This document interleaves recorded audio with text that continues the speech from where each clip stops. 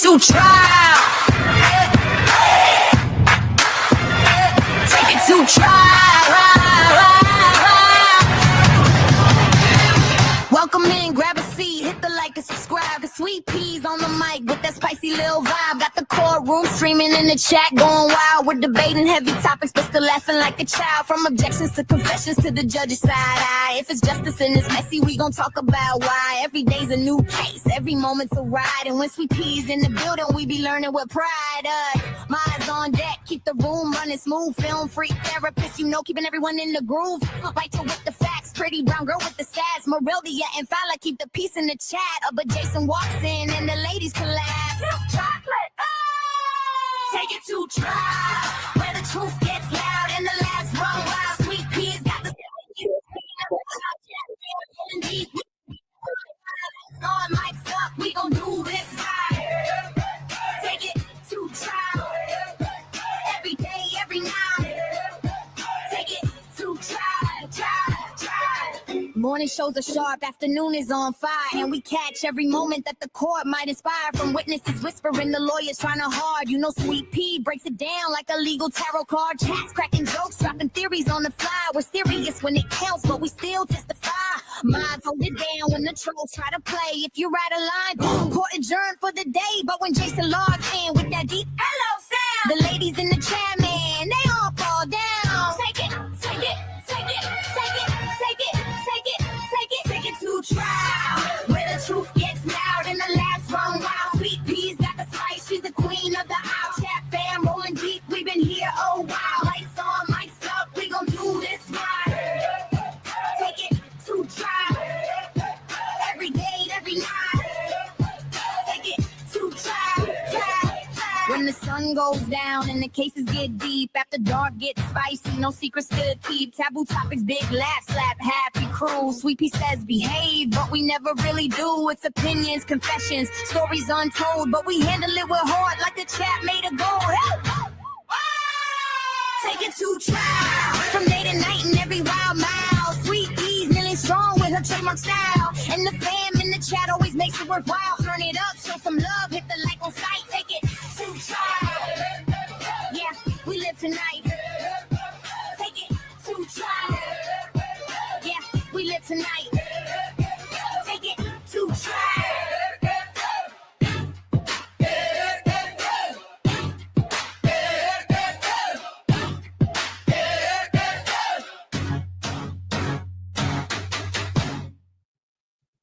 Friends of food.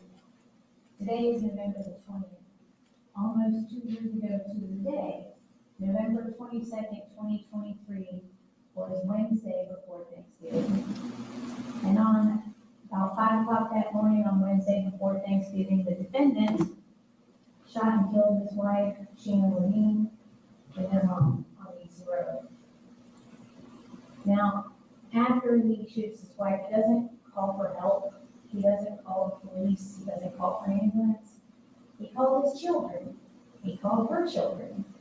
And he said, I'm quoting, I fucked up. He said it several times. He said, I effed up, and she grabbed the gun. Well, they're alarmed.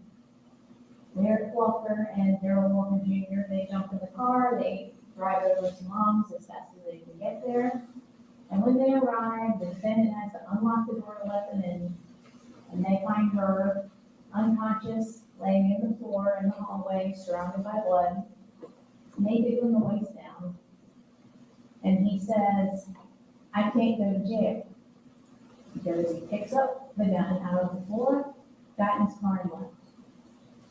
Law enforcement arrested him a few days later in Marianna.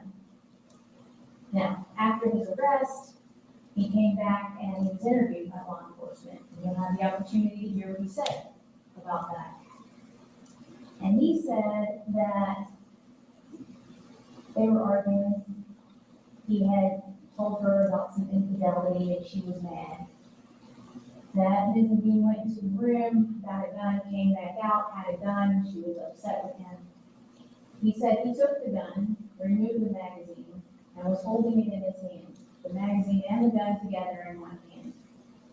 And while she's mad at him, she was beating beating on his chest and crying, and he was holding her. He said he was holding her, arms around her. And as she pushes away, his hands are still behind her head, and the gun goes off. And she goes down on the floor.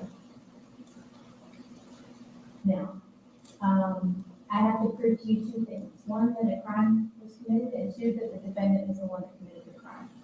This is not an identity case. Who did it is not a question. The issue is whether or not you prove his statement. At the end of the trial, you're going to get instructed on the law. The judge is going to tell you the different crimes and choices and what the elements are. And you'll have to match the evidence to see if I've proven that case to you beyond a reasonable doubt. But I submit to you that the issue you're going to have is whether or not you find his statement credible, especially once you match it up with the physical evidence in the case and the testimony of the witnesses. Because witnesses' testimony and the physical evidence is not consistent with what the defendant says happened. And I submit to you, based on that, you will be able to confidently find him guilty as he's charged. Thank you. Thank you, Ms. Shea. Mr. Brown, you may give your open. Thank you, Honor. Court, Shea. Morning. Been a long time since y'all wrote with pencils. Anyway, the state made a lot of conclusory statements just then. They told you that this is what happened. We're here to find out what happened. We're here to find out what they can prove.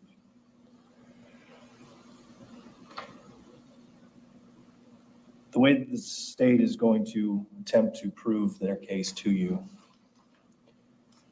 is through some photographs, through some videos, and as I stated in jury selection on Monday, some of these things are not going to be very pleasant to see. They're not fun to watch.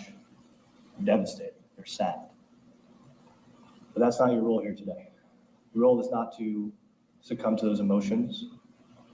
Your role is not to be overwhelmed and burdened by the tragedy that occurred almost 2 years ago. Your role is to be critical. Your role is to be attentive. And I trust you will do both of those things. Your role, as I stated, is to be critical, not reactionary. We talked on Monday about some important legal tenets. I'm going to go over those again briefly this morning before we get going with the evidentiary portion of the trial. We talked about how the burden is solely on the government at rest at this table. We talked about what reasonable doubt is, what it isn't. I'll tell you now, there's 3 places to find reasonable doubt. It's by the evidence itself. It's by any lack of evidence, which I invite you to pay particular attention to today. And it's by any conflict in evidence. You find reasonable doubt in any of those 3 places.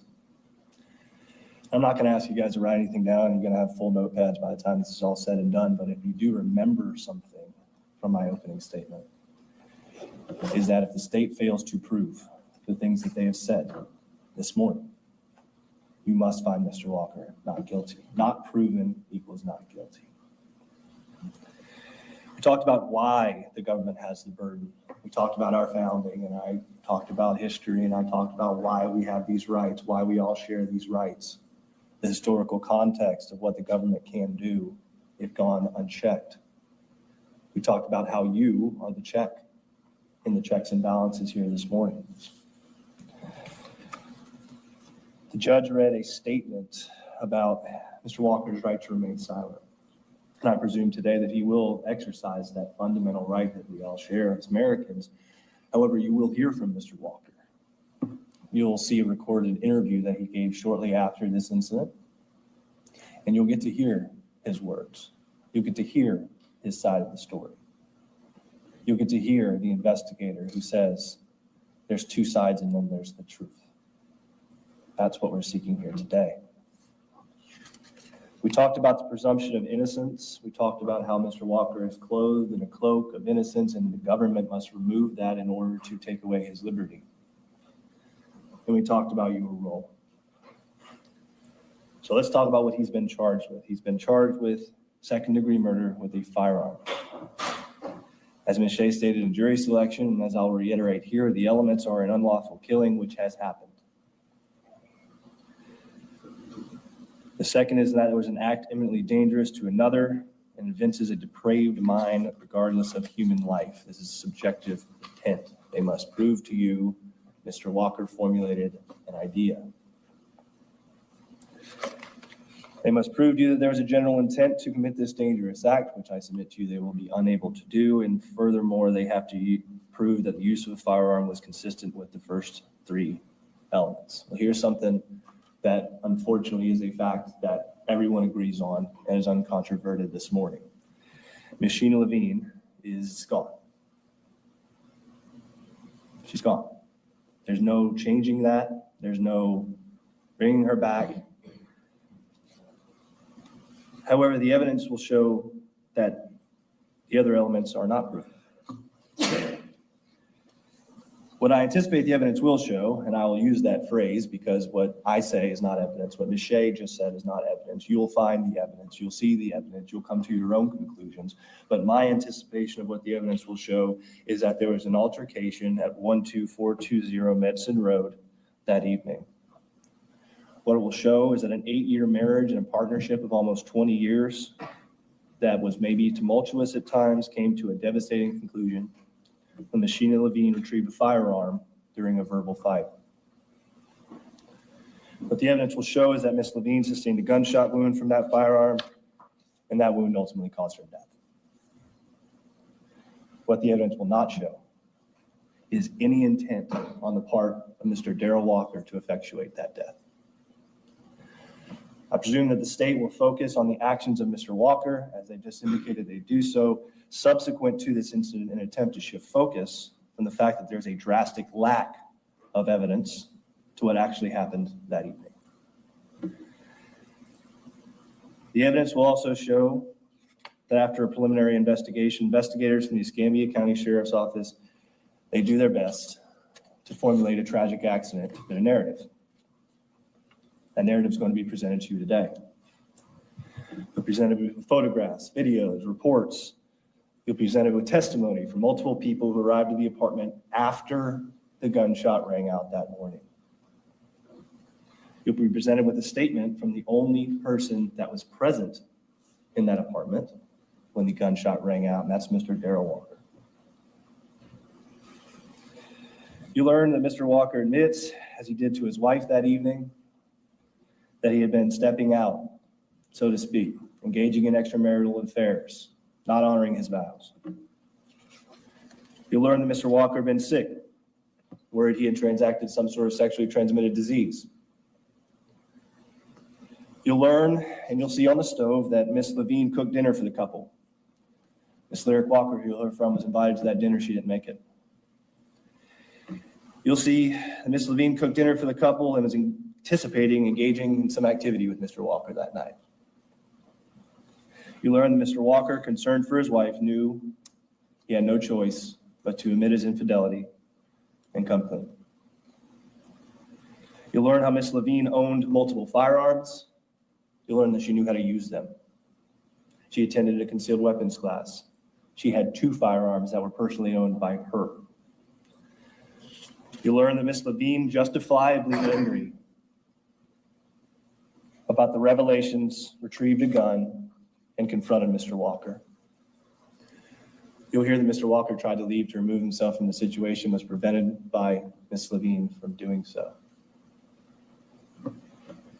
You'll get to watch that statement, you'll get to watch that video, be on that big screen right there, and you'll be able to see the sincerity of Mr. Walker as he recounts trying to leave, as he recounts being prevented from doing so, as he recounts trying to do his best to calm her from her anger, her justifiable anger. You learn that she relinquished the firearm after Mr. Walker spoke to her, he removed the magazine, and they embraced. You'll hear from Mr. Walker how she had another bout of anger, how she lashed out again, how she struck Mr. Walker.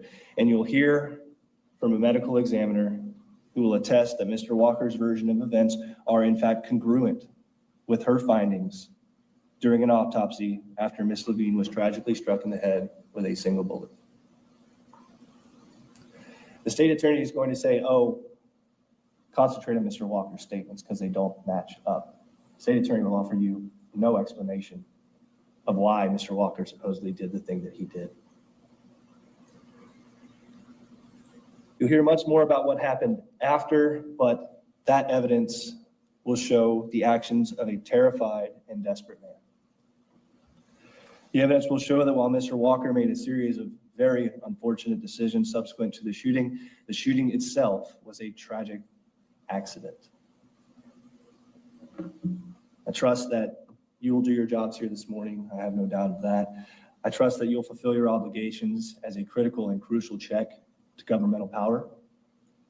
And I trust that after being presented with all the evidence, you will vindicate a grieving husband and return a just kind of general upkeep, I guess. Yeah. All right.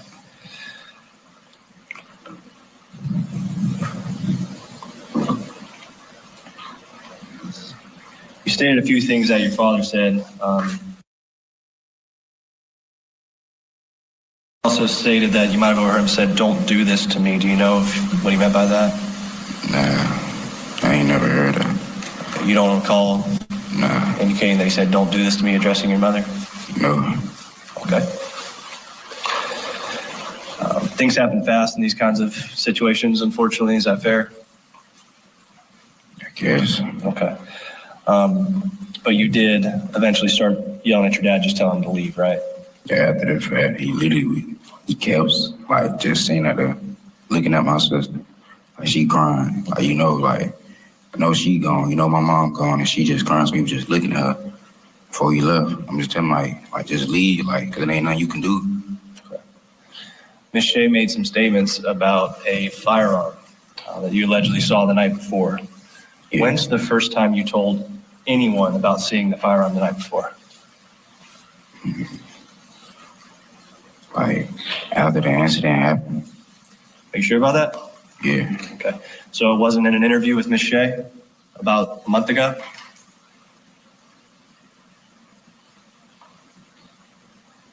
All that happened after the incident happened.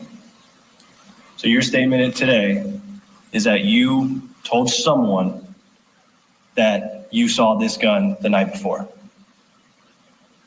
I ain't tell no one that I saw the gun the night before that day. After the incident, I literally a month ago, literally, the incident happened a year and a half, almost going on 2 years before I even got questioned about me even seeing the gun there. Okay. So just to clarify, I think you just confirmed it. The first time you ever told anybody about seeing the gun the night before was when you talked to Ms. Shea about a month ago. Yeah, an authority official. Okay. That's the first time me telling anyone that. Do you remember giving a statement to investigator Ashley Wallace at the Escambia County Sheriff's Office almost immediately succeeding the incident? You talking about like the day it happened, that morning? The lady with the tattoos? I got interviewed that morning, like literally after the incident that day. All right, so when your memory was the freshest, at no point did you ever mention seeing your father with a gun the night before, did you?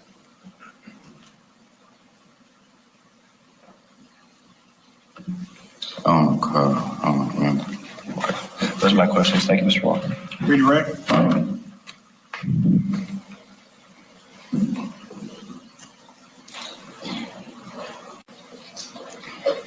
DJ, a month ago, or it was probably a little more than a month ago, but when we spoke, is that the first time you and I had ever met? Yes, ma'am. Is that the first time we'd ever talked about this case? Yes, ma'am. Okay. The night that before the incident, when your dad showed up with your mom's car, and there was race in the car, Yes, ma'am. did he tell you that he had to clean out the car, or that she told him he had to clean out the car? He was just like, we had to clean out the car. She didn't want to leave no rice in the car. So me and my little brother went with him and we cleaned out the car. Was that the car that she normally drove, or was that the car he normally drove? She drove. That's her car. Okay. Does he have a different car? At that time, no. Okay. Did he usually drive her car without her? It just depends. Just depends. Okay. Thank you. Those are my questions. And what did he say about that? He just said it's none of your business. He never said if he did or not did get the gun from his friend.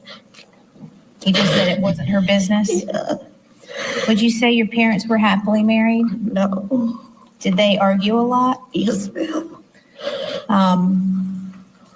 Is that like over the course of years or was it just recent? No, it was all the time. Okay. Back on November 22nd of 2023, did you get a call from the defendant? Yes, ma'am. About what time, if you remember? It was around 5.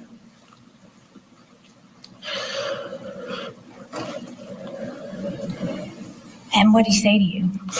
He said, I effed up. And then a pause.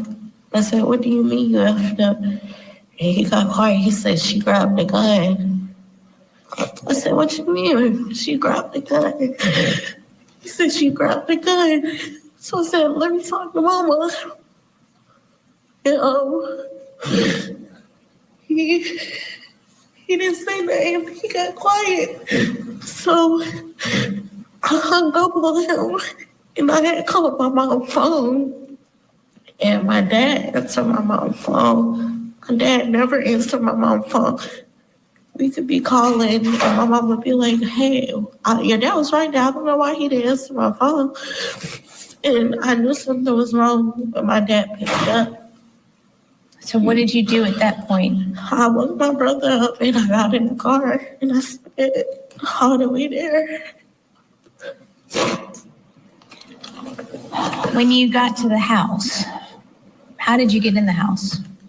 So you have a top notch and then a lower. So I was twisting on the door, but the top part was locked. So the lower knob, you could twist it. The top part was locked and we began banging on the door. And that's when my dad, he had unlocked the top notch of the door and he had let us in. Did he say anything to you at that point? No, ma'am, not at that point.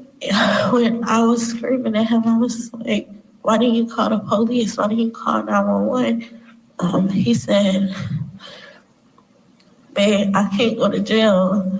And to see him run over to my mom and hug her over her body and hug her body, and he picked up the firearm in front of her.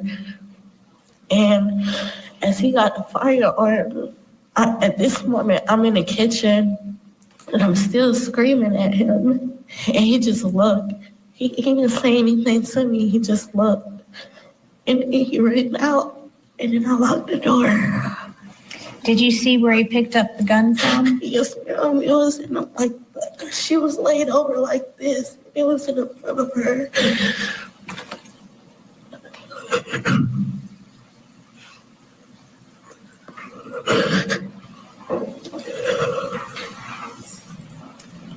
And first witness, Yes, ma'am.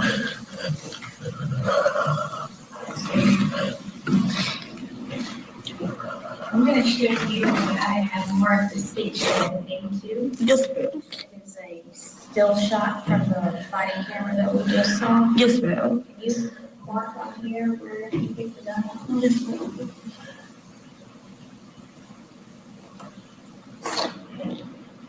That is to admit and communicate Any objection? No. All right. Ladies and gentlemen, if you'll look at it and pass it down, I will tell you that any evidence presented in this trial will be back in the jury room for you to review at your own leisure once you retire to deliberate, okay?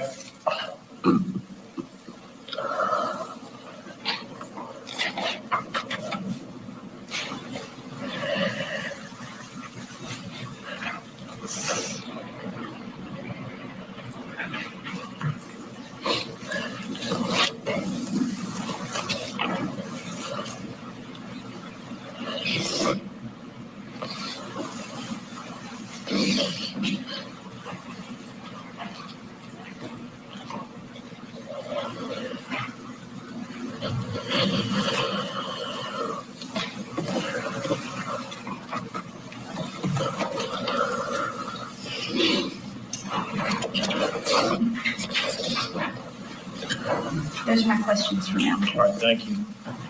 Mr. Brown, you may cross-examine.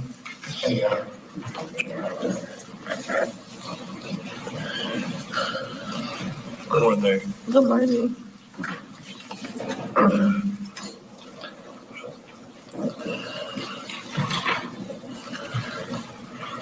Talked a little about your brothers and sisters. Pretty much everybody was staying with you for the Thanksgiving break. Is that right?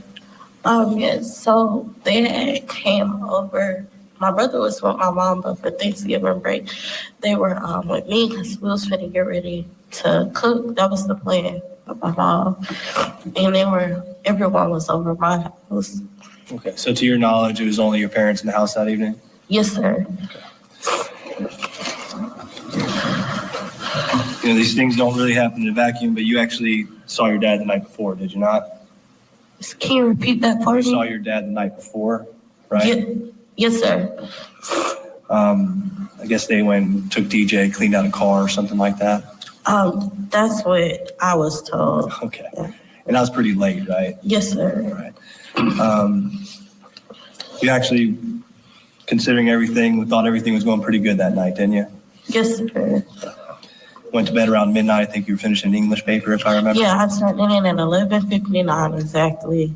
I understand the procrastination. So you get a phone call from Dad, right? And you stated one of the things that he repeated was she grabbed the gun, right? Yes, sir. Okay. I imagine your mind was racing pretty good once you received that phone call. Yes, sir. On the way, you didn't really know what was going on, but you called your uncle first. Yes, sir. Okay, so you didn't call emergency services at this point. No, sir. Get to the house, your dad answers the door pretty quick. Is that right? Yes, sir. All right. And you stated to your knowledge that he didn't appear to be drinking or consuming any narcotics or anything like that, right? No, sir. Who calls 911 eventually? My brother, DJ. That's DJ? Yes, sir. Okay. You stated that at one point your dad went over and grabbed the gun from your mom. Yes, sir. You kind of had a hold of her when the gun went off, or were you completely separated? Like over somebody, so she could like stop. Were your hands behind her head or on her shoulders? Let me show you. You described the best you can. Yeah. Come on, be now. So. Like this? Yeah, like holding. Like that? But you know, like, I got you. It's on. you know what I'm saying? You're just holding her. Okay, I got you. And then your guns and stuff, Yeah, everything. the gun and the magazine, like in my hand, like on my phone. It's all like in the back of her, like right? It was in this area. Okay.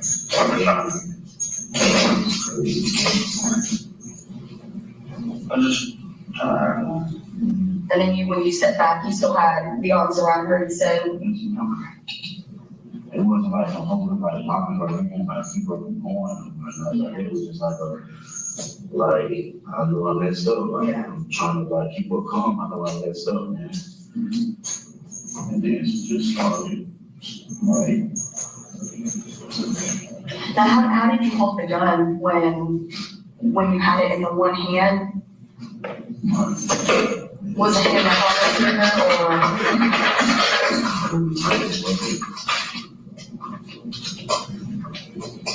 But I got everything like together. So where was the muscle cord at, like,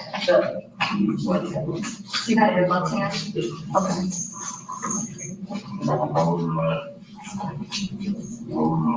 I just like and she goes to like whoa. Was your hand on the trigger at any point, or was it on the outside of the gun?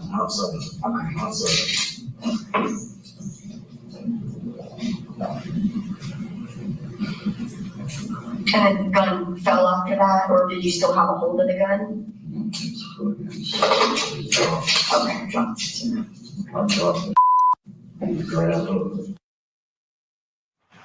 All right, so this trial was a quick one. 1 day of testimony, both the state, the defense resting Thursday. Let's revisit some key testimony from a crime scene technician. She went inside the home, found a lot of blood.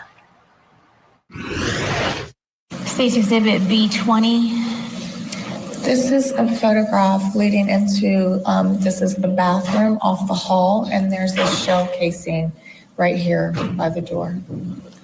B21 This is a mid-range photograph of that same shell casing. and B22. This is a close-up with the L scale of that same shell casing. It's a .45 caliber shell casing. Did you collect this item? Yes. B23. This is suspected blood that we see on the wall there and the washing machine. B24. This is that same wall with the blood with an L scale. B25. This is the wash machine, just documenting that blood on that washing machine.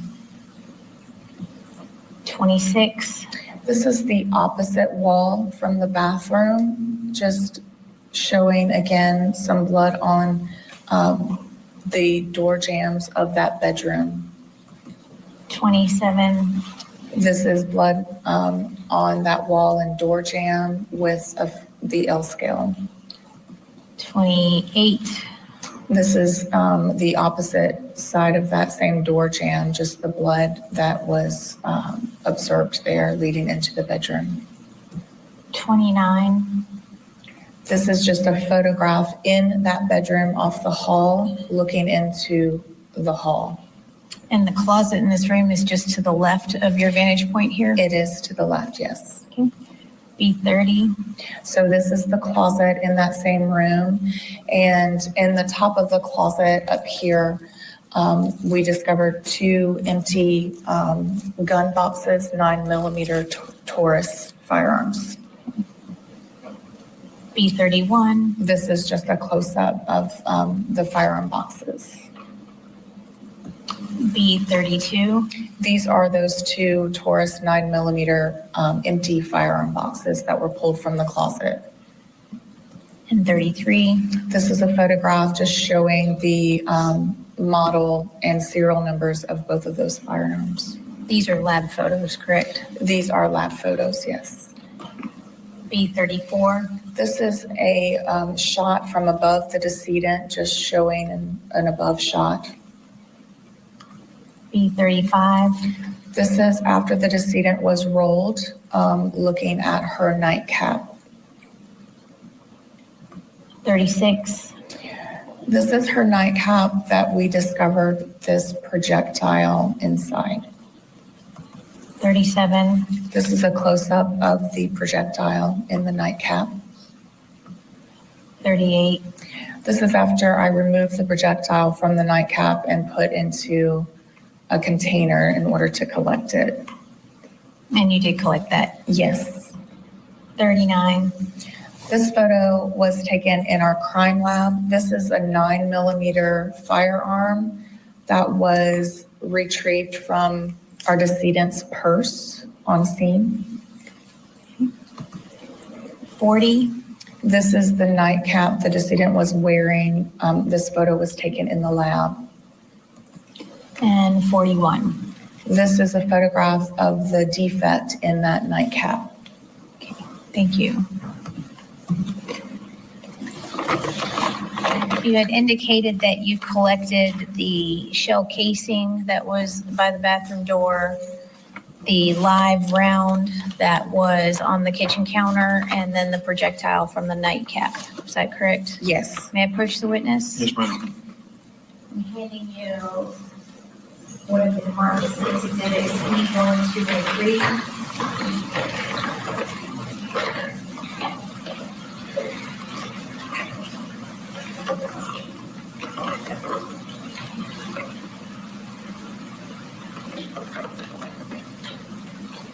Are those the 3 items that I just mentioned? Yes, they that you are. collected?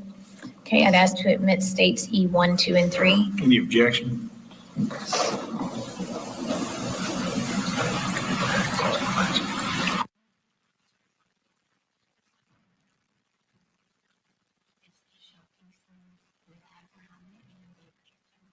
So, all right, they're admitted, thank you. There were photographs of blood on the door jambs and the washing machine. Did you note any ridge detail that would be sufficient to send to the latent lab for identification? No, ma'am. Okay. And then the projectile that you collected from the nightcap, did you weigh that? I did. How much did it weigh? The projectile weighed 229.64 grains. Ammunition is measured in grains, correct? Correct. Okay.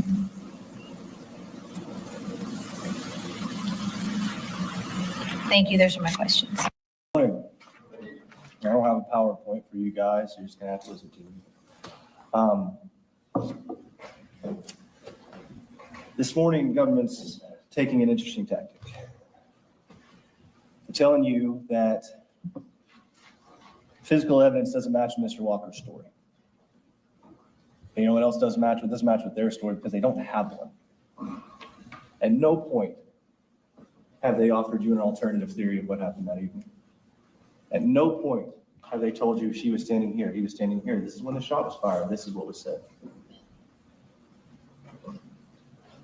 At no point have they offered you an alternative explanation. Instead, their tactic is to get you to focus on the actions that came after the allegations.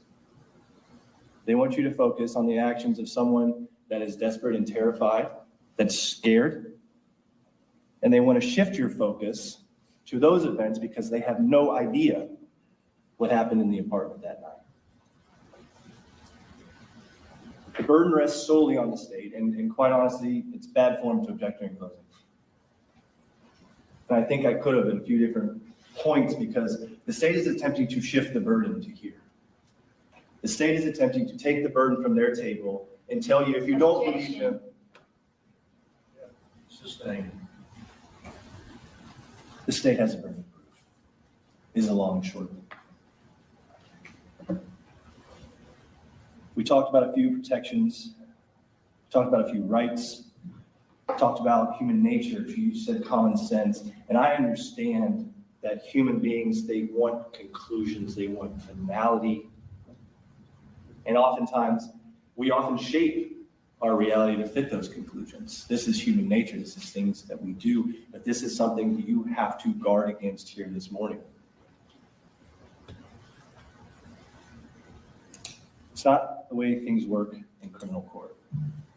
It's not the way things work in the state of Florida. It's not the way things work when every citizen is provided constitutional protections, and that includes Mr. Walker. Let's talk a little bit more about those protections. Mr. Walker has the right to a fair trial by a jury of his peers. When we started this in the beginning, my opening statement, I asked you to be attentive. I've been watching you, you are. I think that sincerely I do. I asked you to be critical. I hope you are. I asked that you hold the government accountable, and I trust that you will. Before we go back to the facts, let's go over one final time some legal principles that are at play here this morning. And we already talked a little bit about arguably the most important one, and that is the burden of proof. The government must prove beyond and to the exclusion of every reasonable doubt, every element of the offense that they have brought for you here today. We talked about how high that standard is. We talked about why. We talked about the historical context of it. I'm not going to bore you with that again, but it's important to view it in that context. And it's important because you need to understand how high that burden is. It's not a civil case. We're not talking about money. It's not a termination of parental rights. This is beyond and to the exclusion of every reasonable doubt because we know what's at stake here today. I told you how the state said they're going to prove it to you. They have not proved it to you. And because they have not proved it to you, the verdict must be not guilty.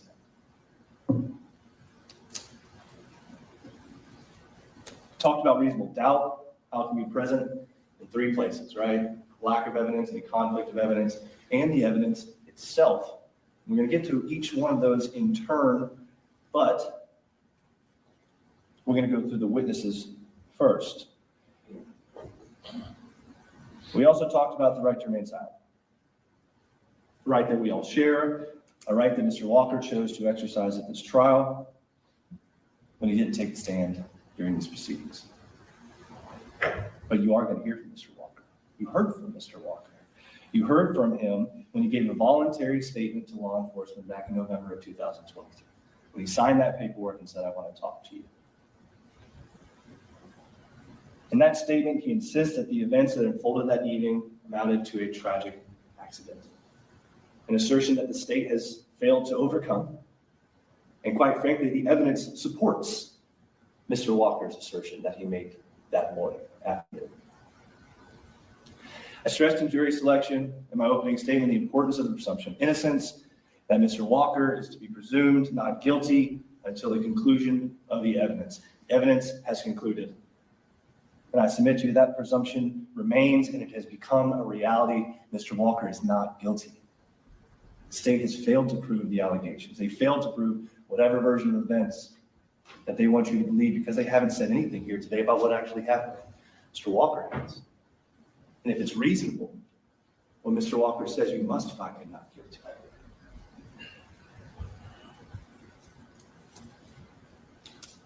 I'm going to go through the witnesses now in the order that the state called them.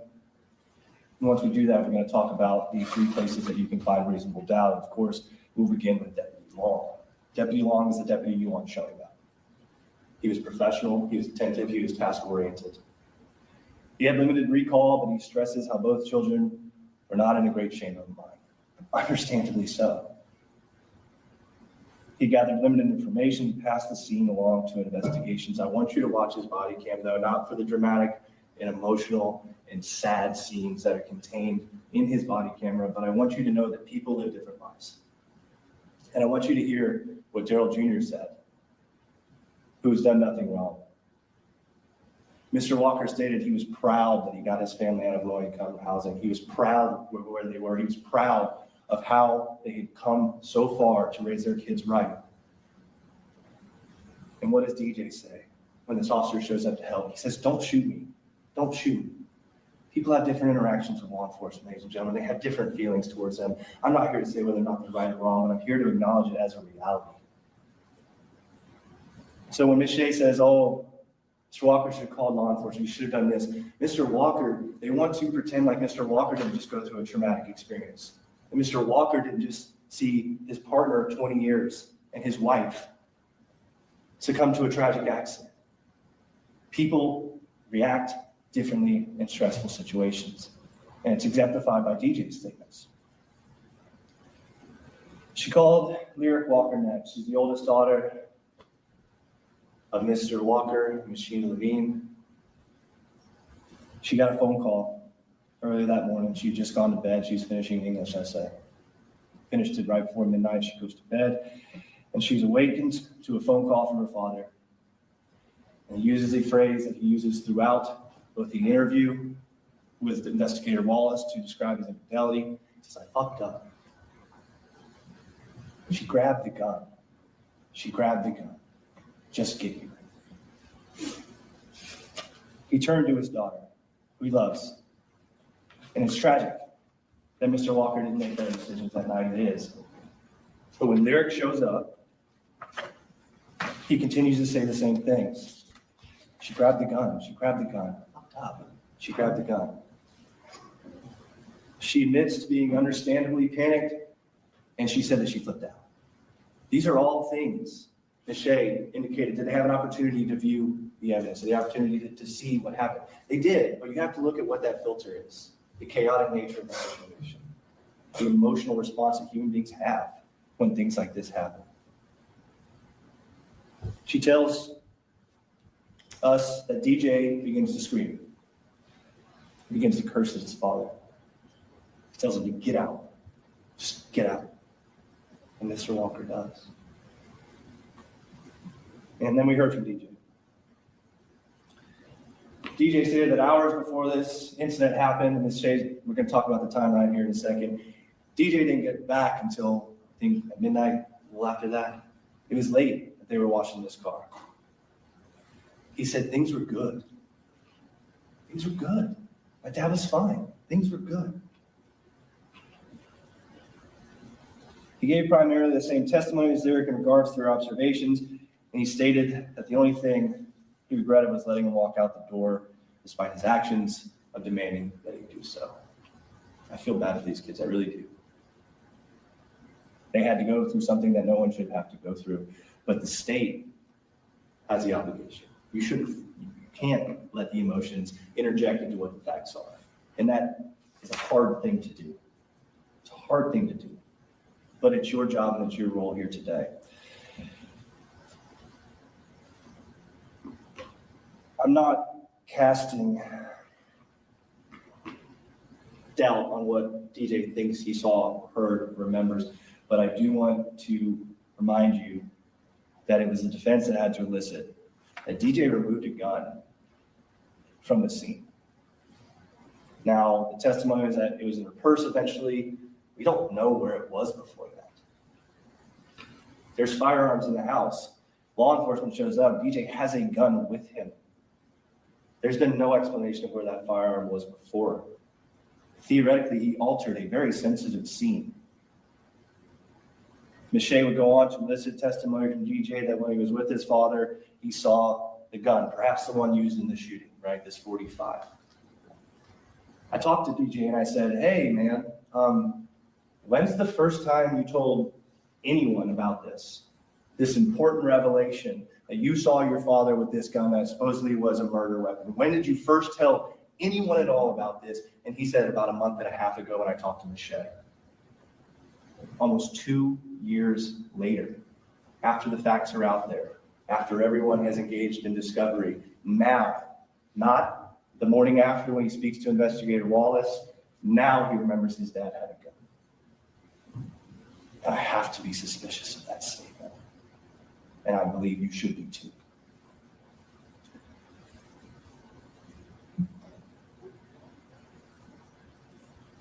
Those are the civilian witnesses. Everyone else is law enforcement.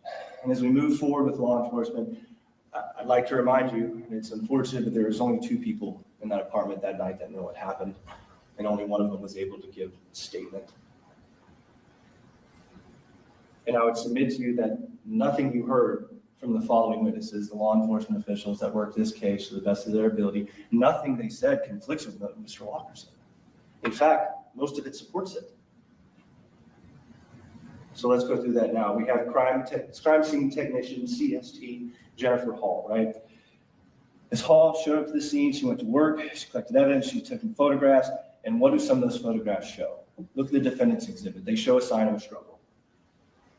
They show the bath mats disheveled. They show the air conditioner, the thermostat cover broken off, laying right in the area where this altercation supposedly happened. She told you about a pair of women's underwear found in the kitchen. And Ms. Shea is saying she may have just woke up, like people just leave their underwear in the kitchen, but isn't it more likely that when Mr. Walker returned home, there was food on the stove, you can see that, the TV was still on, you can see that. Doesn't it coincide with his story that eventually after dinner, after they talked, that she wanted to engage in sexual activity and the pivotal moment came? But he knew there was no longer any way to hide what he had done, his infidelity. There was nowhere to run anymore, and things boiled over. We don't know how long they argued. We don't know what they said. We know Investigator Wallace didn't go and talk to any of the other people in the apartment, or at least the state, with their burden of proof, didn't elicit that testimony in this small quadplex. She told you that she collected gun boxes from a closet where Mr. Walker said Ms. Levine went to retrieve a firearm. I'm going to go ahead and get this pointed out now. Guns work for anyone. She wants to make this straight. Oh, it was Mr. Walker's gun. It was Ms. Levine. We know there's guns in the house. We know that the guns are kept in the closet. Mr. Walker indicated that she went to the closet and retrieved a gun. There's no censor that says, oh, you're not Mr. Walker. I'm not going to let you use me. Ms. Levine knew how to use firearms. And just because it was a 9mm or 45, a semi-automatic is a semi-automatic, they work the same away.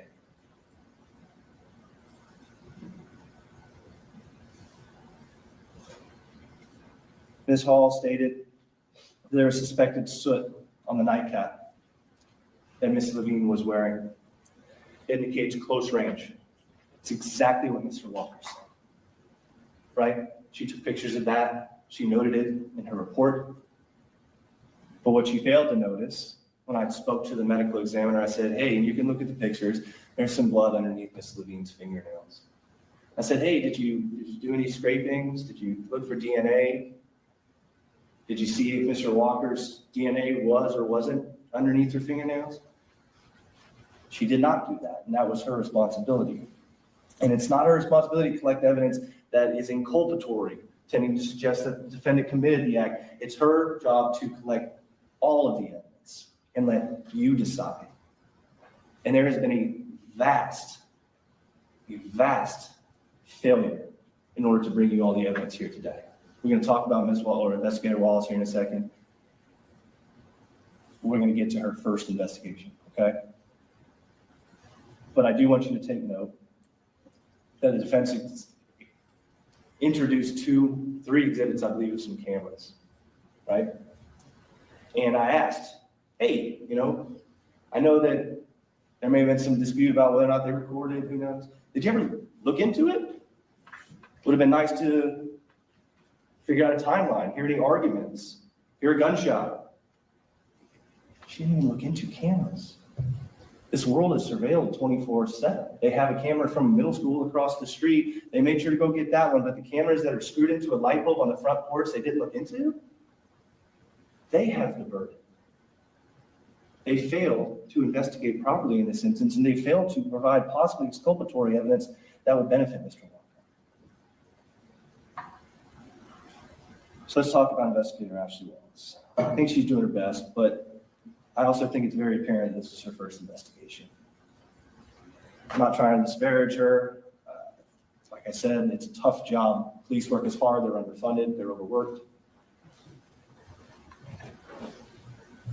But for her first investigation as the lead, Investigator Wallace spent how long on the scene? 10 minutes. That's her testimony. There's no CAD reports. There's no police reports and when she was on the scene and her badge number and all that stuff. She told you herself, she showed up and she spent 10 minutes. She wasn't aware of a lot of the basic facts that you heard. How Darryl Jr. had a gun. She thought it was in the closet, right? She wasn't aware of the developments that happened that night. 10 minutes on the scene? 10 minutes to develop an idea of what happened? 10 minutes to let things develop? 10 minutes. And then she delegates. So what does she do? She focuses on the statements of Lyric and the statements of DJ, and in that moment, she makes up her mind. In that moment, she says, this is what happened, and I'm going to fit the rest of the facts into my narrative.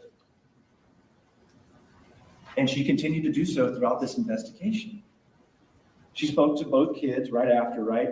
And she noted, and this is something I found interesting, she said, yeah, DJ was both, hesitant and emotional. I asked her this question. Safe to say he was hesitant, emotional? She did.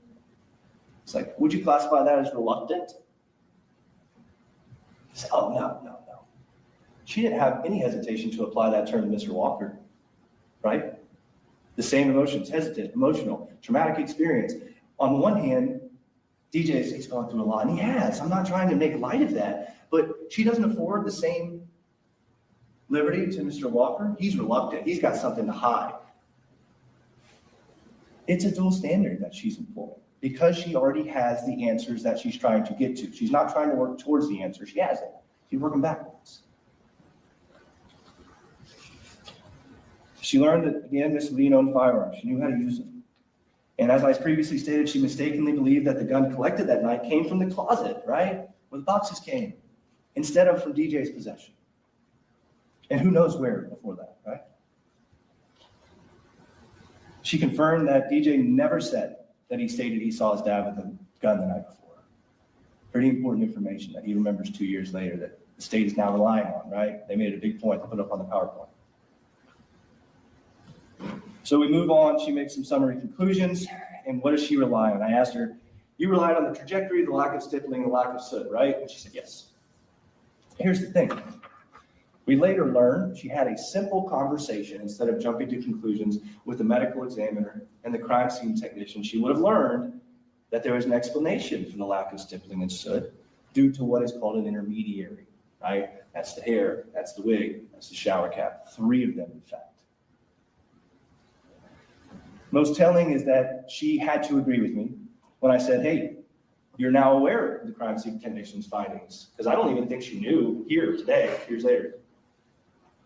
She said, I asked her, if there's soot, that indicates that the round was fired from clothes, right? She's like, yeah. I was like, wouldn't that be consistent with Mr. Walker's story? And she said, yes. The investigator is agreeing that the facts, that the forensic evidence that the state attorney is trying to characterize as inculpatory goes along with what the story he said. Is it reasonable to believe his story? Yes. Facts line up to it, according to the own investigator. If his story is reasonable, the verdict is not guilty. But she'd have the opportunity to speak with Mr. Walker. And Ms. Shea, again, the government is asking you to look at his story and say, it couldn't happen like that. Couldn't have happened like that. It could have. We already know that part of it matches from the investigator, right? It could have happened like that. But she wants you to say, because the forensic evidence doesn't match, which it does, it couldn't have happened like that, so you should convict him. All the while not telling you what she thinks happened. The government doesn't know what happened. And they expect you, it probably happened. Probably isn't good enough. It may have happened isn't good enough. They have failed to prove to you beyond a reasonable doubt what actually happened, on top of the fact that Mr. Walker's story is credible. They're taught investigative tactics, and I get it. I think that she's trying to put him at ease. She said, and I'm not making any generalizations here, women are impulsive. They can be emotional, right? And she may have meant those things. She may have just tried to put him at ease. But she stated that Mr. Walker was wholly cooperative. Ms. Shea asked that question. He was cooperative, yeah, but also somehow reluctant. At times ignoring that he too had just been, as I stated, through a traumatic experience where he lost his wife. He now sat in handcuffs in an orange jumpsuit, accused of her murder. And she wants to say, he was reluctant. But also cooperative. Despite his condition, Mr. Walker voluntarily offered his side of the story. He offered an explanation of what happened, something the state has failed to do during this trial.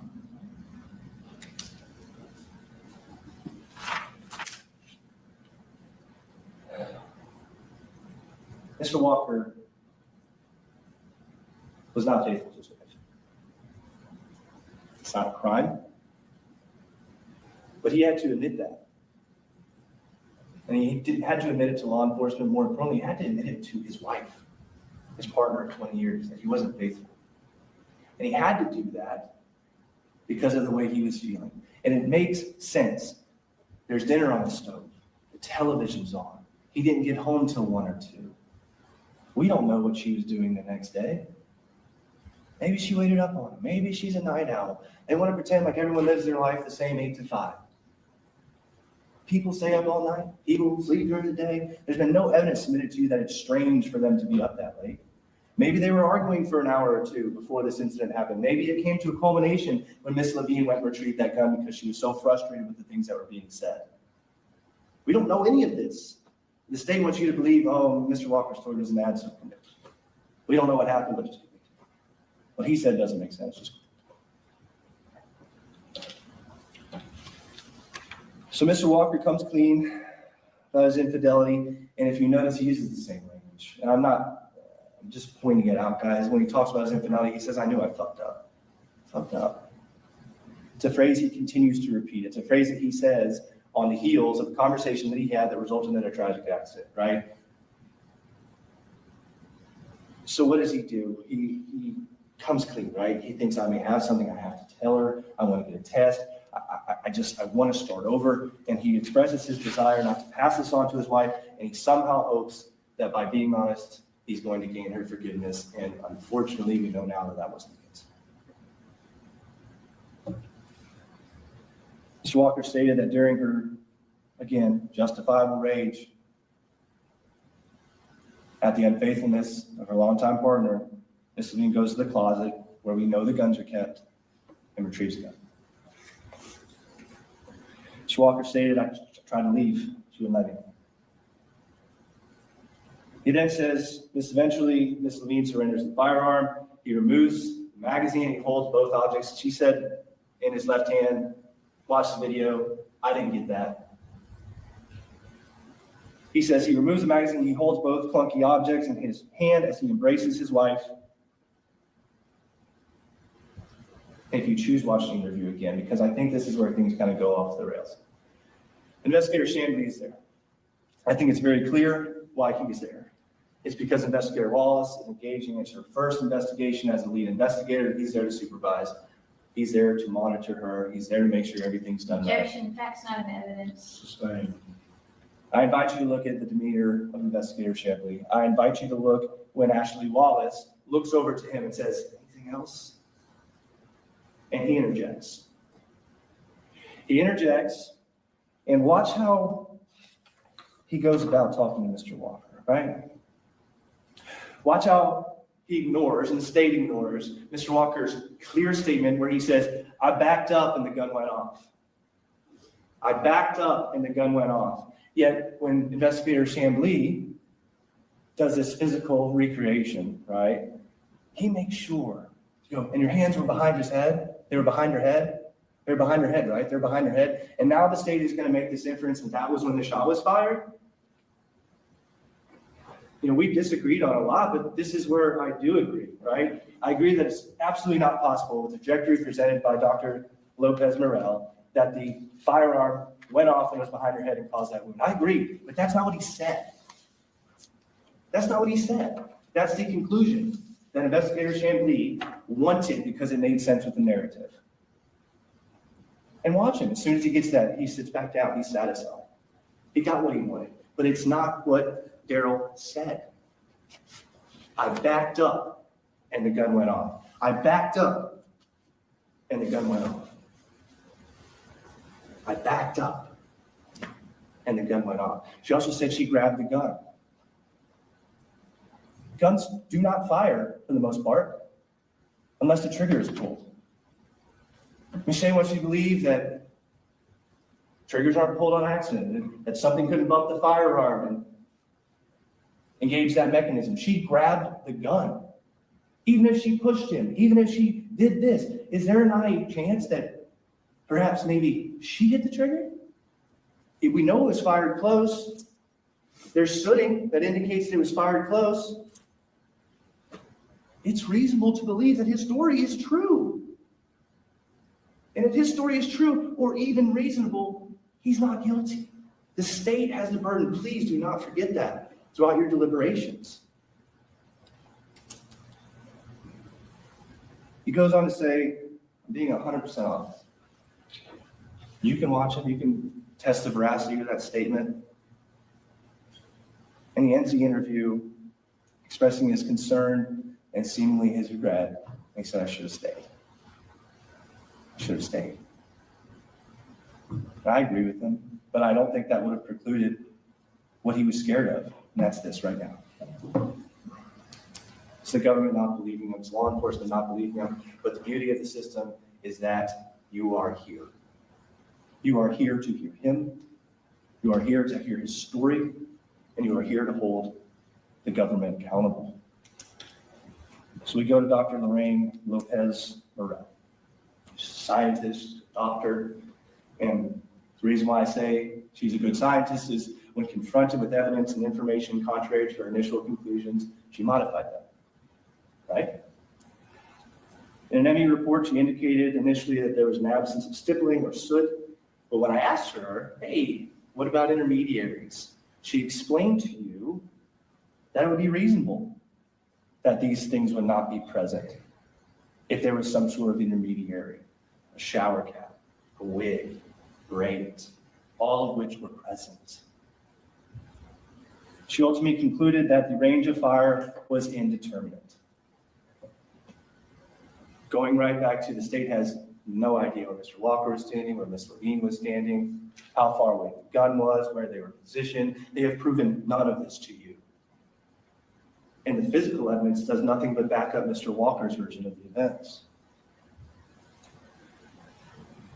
She made it a point to say that in her world, the absence of evidence isn't evidence, but in this world, it is.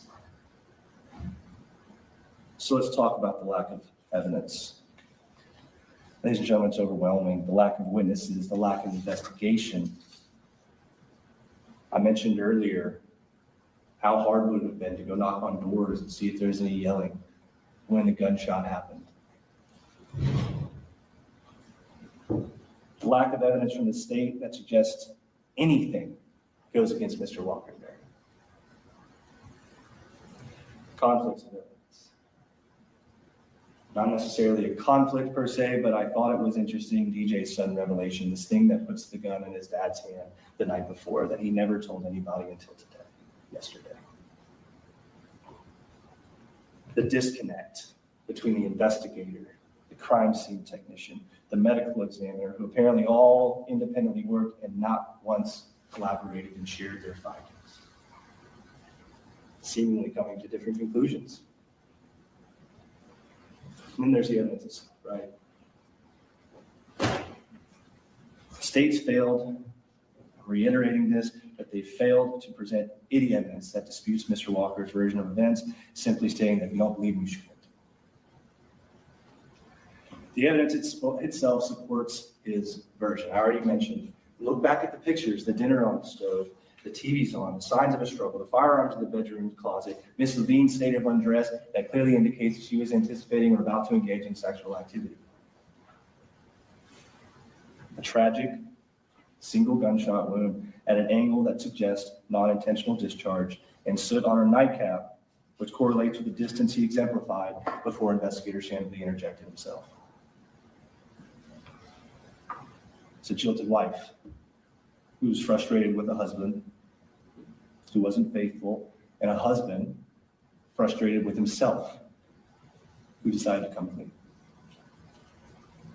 A gun introduced into a volatile situation and a tragic accident. Ms. Shea explained the elements of second-degree murder. She explained the elements of manslaughter. But what she has not explained is any motive, any intent to kill or carry out any action otherwise. What she hasn't explained is how there's a scenario in which a husband who is just with his kids cleaning out a car, and his kids stated everything was good, how he turned into a killer.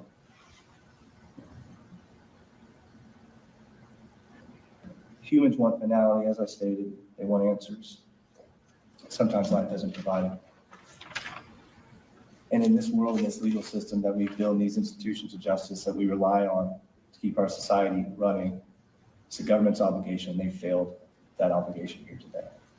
We must hold them accountable. It's as simple as that. It's not going to be easy. We want answers. There's none here.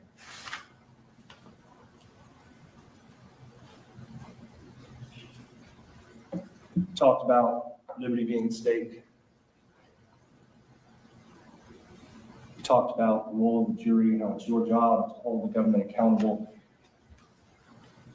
and the system and Mr. Walker accountable. So we've been together for a bit now, Monday, yesterday, all day, today, this morning, and this is the last time I'm going to get to a question.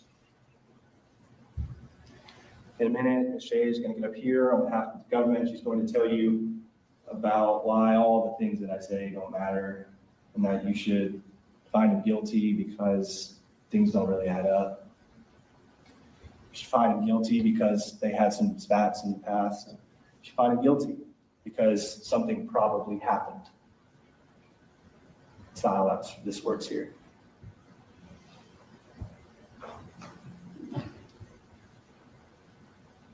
I always do this, but I honestly have done a lot of these. I do thank you for being here. This is not a fun case. You have been attentive while you were watching things. I've been watching you. I do sincerely appreciate and thank you. But I implore you, as I speak to you for the last time, be critical. Be critical. critical. Think about what I would say when she comes up here, talks about why everything I did say doesn't matter. And the judge is going to read you some jury instructions a little bit. He's going to talk to you about the witnesses, what you consider, what you can't. He's going to tell you about lesser included offensive. He's going to tell you about sub-questions that you may need to answer. And while it's important for you to understand them, argue that you should not use them. Carefully deliberate. Go over the facts. Go over what the government has actually presented to you instead of their reliance on the negatives. It's their burden of proof. They have not carried that burden of proof. Mr. Walker's story is reasonable and backed up by physical evidence. Mr. Walker is not guilty, and I think you should find him as such. Thank you for your time this morning and all of this research. Thank you, Mr. Brown. Ms. Shea, you may rebut.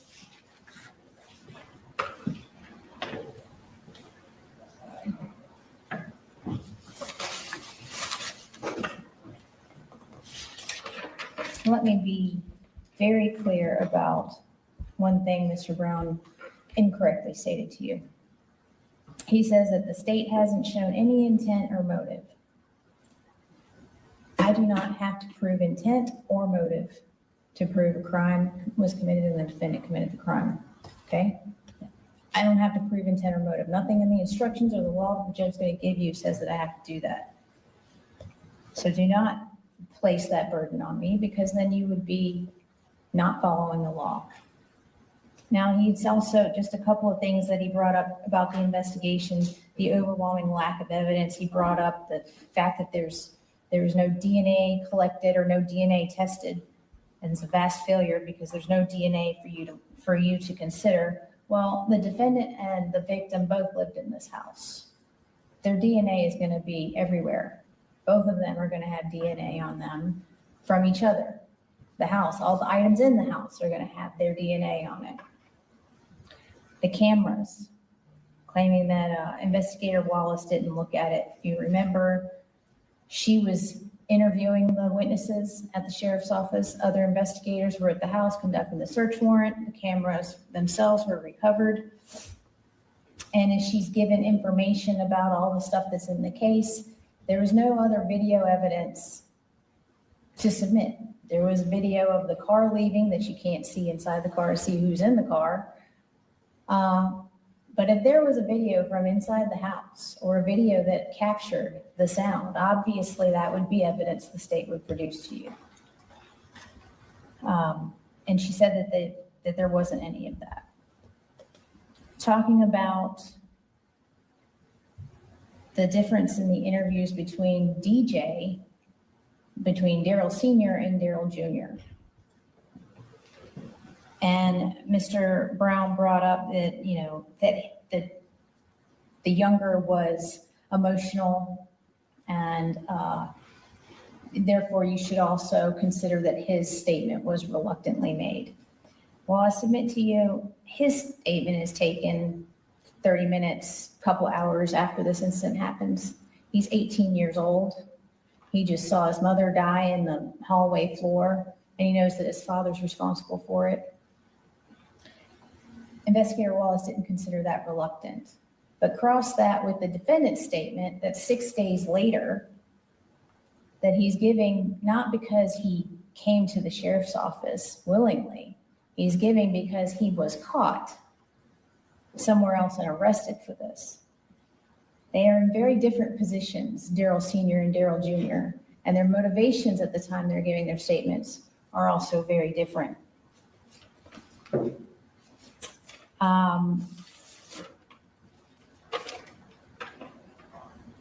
The defendant waived his right to remain silent, gave his statement to law enforcement, said he wanted to talk. And as I said, he talked because he got caught. He didn't call the police. He didn't call 911 to help her. He didn't leave the house after that traumatic experience and then drive himself to the sheriff's office to explain what happened.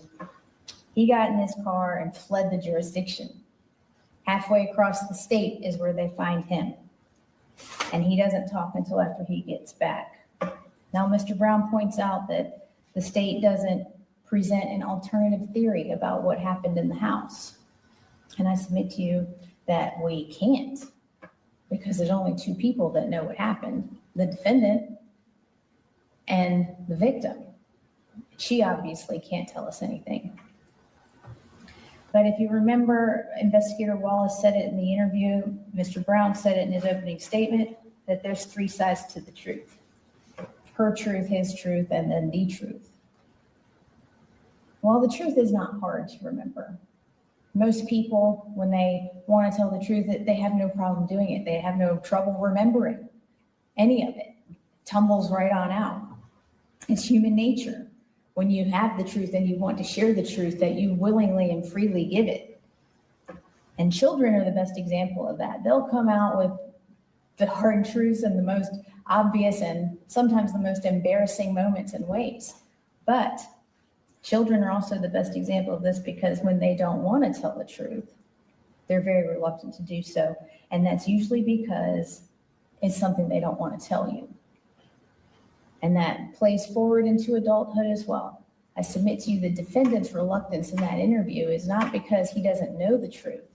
It's because he doesn't want to tell the truth. And thus what he said isn't the truth. Remember, you have to consider the circumstances of what happened, the circumstances of what brought them in that place. The claim that the victim is the one that brought the gun from the room is not consistent with what was shown in the house. It's not consistent with the testimony of Lyric and of DJ. It's not even necessarily consistent with what the defendant said himself, because he was so reluctant to even talk about where the gun came from or what gun it was. That the defendant didn't know the gun was chambered. That can't be true either. Something happened in that kitchen. There isn't evidence of a struggle in the house, and the defense put in photographs of the air conditioner thermostat with the top broken off and the rugs askew. The shoes are askew in the kitchen. Her panties are in the kitchen. A live round is in the kitchen. A live round doesn't just pop out of the gun by itself. It has to pop out because someone worked the mechanism of the gun. And that's in the kitchen where it would appear it started. The defendant claimed he took out the magazine, but nobody sees him pick up the magazine. Everybody sees him pick up the gun and go. And the most important part is the defendant said that the gun went off behind her head. Mr. Brown claims that that's not what he said. But if you go back to the interview at 12:47, 58, or right at 12:48, and I played this clip for you, Chambliss says, "Did you still have a hold of her when the gun went off, or were you completely separated?" And the defendant said, "Definitely, like holding her, like so she can like stop." And he's gesturing. He is demonstrating where his hands were when the gun went off. And then Chambliss continues and clarifies and asks him about it being behind his head. And he says, yes. And it is consistent with the soot on the nightcap, because the gun does go off, but the gun goes off on her nightcap in the front of her head, not behind it, which is completely different from what the defendant says. And that's because he does not want to tell you what really happened.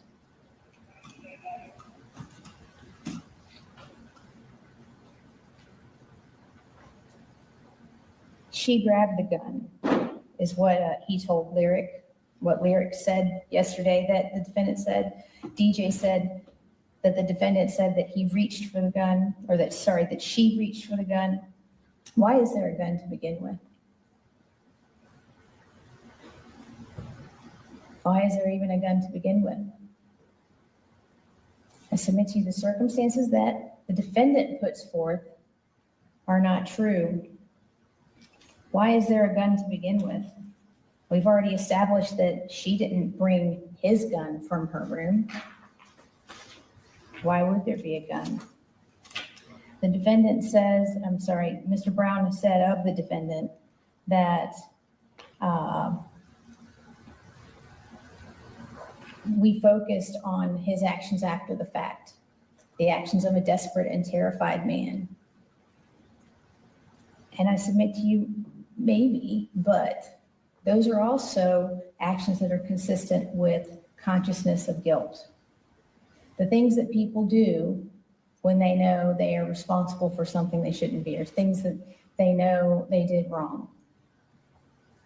Leaving the scene, taking the gun, refusing to answer the question. Remember, it took him 5 minutes just to say it was a .45. And then, he would say it was his gun, but it took him 5 minutes to say it was a .45. It took him forever to pull out where he got rid of the gun. And then he was still not even specific about that. And I submit to you that things didn't happen the way the defendant represents in his interview. And I can't tell you how it did. But one thing is 100% for sure. If it didn't happen the way the defendant says it did, it was not an accident. The defendant's story is that this was an accident. This wasn't an accident. This was a marital dispute that got violent. The defendant introduced a gun into the situation, and then his wife is shot and killed with it. He's the only one left standing. He's the responsible party for this. You have all the evidence you need to convict him of second-degree murder. Thank you.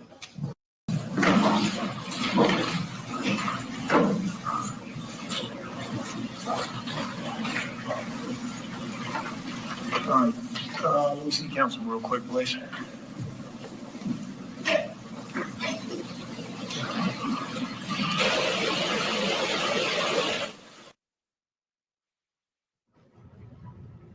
Okay, sidebar there. We know what has happened is we're being told the jury foreperson did not date the verdict form. So the judge is going to send them back to just do that. That'll take a few seconds. Ashley Margaret watching along with the jury. He says it was an accident. He said his wife found out that he had an STD. Says it was it was late at night. They were in bed. She, as he said, got frisky. He said, told her that he had an STD. She got a gun. This chaotic scene, as the defense attorney framed it in closing arguments, ensued, and she ended up dead. Second degree is the top charge. Oh, I've been told that the verdict form's in good shape. Let's go back in.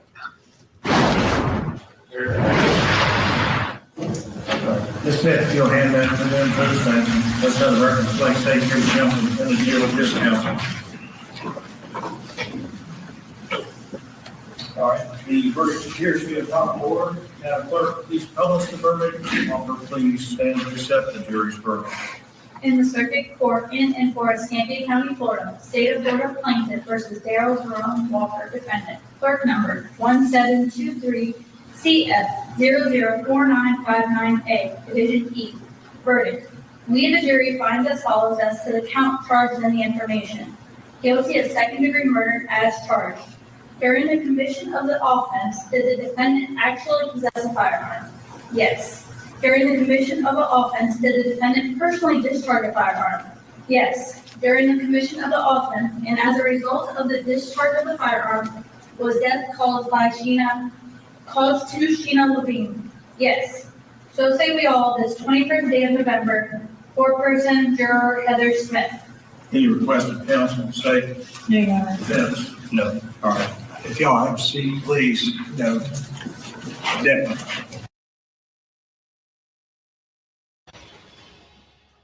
Welcome to our second hour of Court TV Live. I'm Julie Grant, and we're in a holding.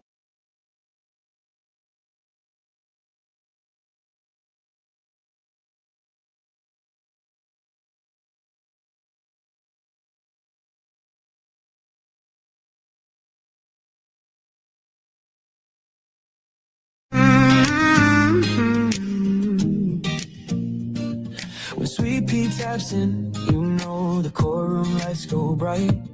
Trials running long, but the family's here every night.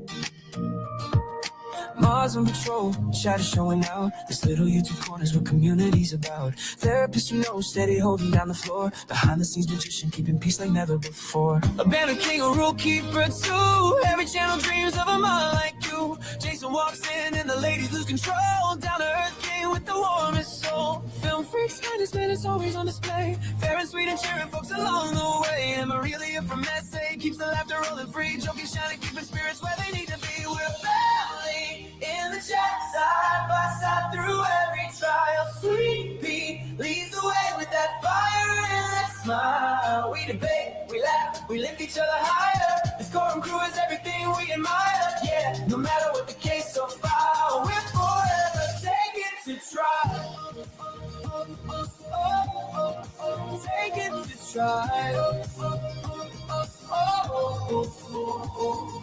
Pretty brown girl, she'll tell you what's true. Sharp as a gavel, funniest in the room. Dr. Rachel pops in while she's busy running lines. Speaks her mind every time, cuts through like a knife. And Paula brings the energy, jokes flying fast. Helping Sweet P backstage, making every stream last. And Zach's chosen, causing chaos just for fun. The resident cheater, but we love him, everyone. Here comes Maddie, handsome, quick with the line. And a comedy sniper with the perfect timing. And Lynn with the updates, always loyal, always tuned to true crime news drops. He brings it to the room. We're a family in the chat, side by side through every trial. Sweet P leads the way with that fire and that smile. We debate, we laugh, we lift each other higher. This coral crew is everything we admire. Yeah, no matter what the case so far, we're forever taken to trial. Take it to trial. Shamrock keeps us trending, replay queen. Holding down the algorithm like a machine. SD's razor sharp, loyal through and through.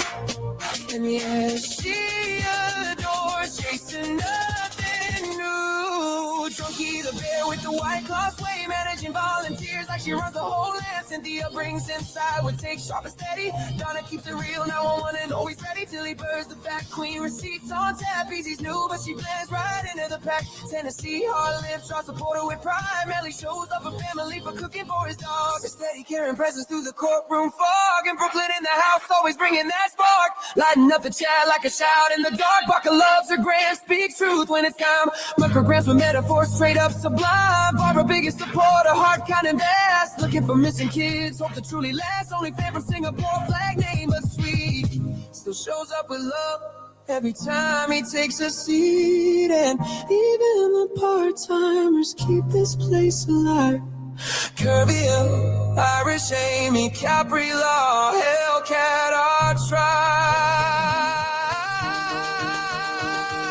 Hearts wide open, stories shared, holding space because we care. From every corner of the world we climb to spend these nights together, one trial at a time. We're a family in the chat, side by side through every trial. Sweet P leads the way with that fire and that smile. Mods and shadows, yeah, this love is something rare. A courtroom crew with hearts beyond compare. No matter what the case or file, we're forever taken to trial.